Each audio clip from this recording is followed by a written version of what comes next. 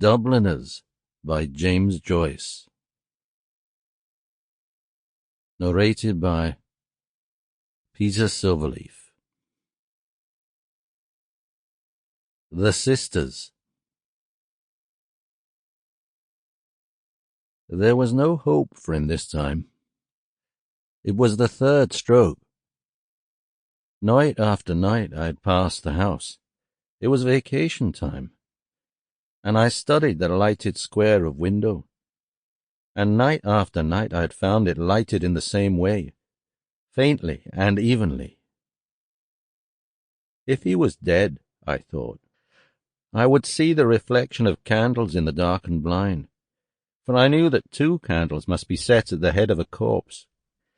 He had often said to me, "I'm not long for this world," and I had thought his words idle.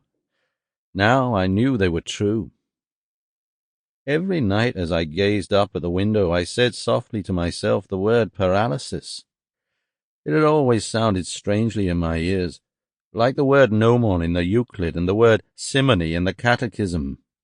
But now it seemed to me like the name of some maleficent and sinful being.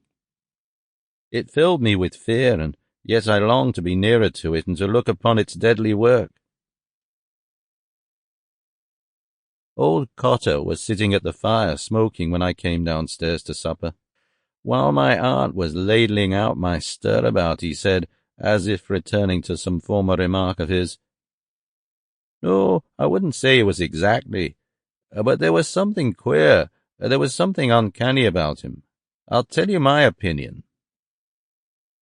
He began to puff at his pipe, no doubt arranging his opinion in his mind. Tiresome old fool. When we knew him first, he used to be rather interesting, talking of faints and worms, but I soon grew tired of him and his endless stories about the distillery. "I have my own theory about it," he said. "I think it was one of those peculiar cases, but it's hard to say." He began to puff again at his pipe without giving us his theory. My uncle saw me staring and said to me, "Well, so your old friend is gone, you'll be sorry to hear." "Who?" said I. "Father Flynn." "Is he dead?" "Mr. Cotter here has just told us. He was passing by the house." I knew that I was under observation, so I continued eating as if the news had not interested me. My uncle explained to old Cotter. "The youngster and he were great friends." Sample complete. Ready to continue?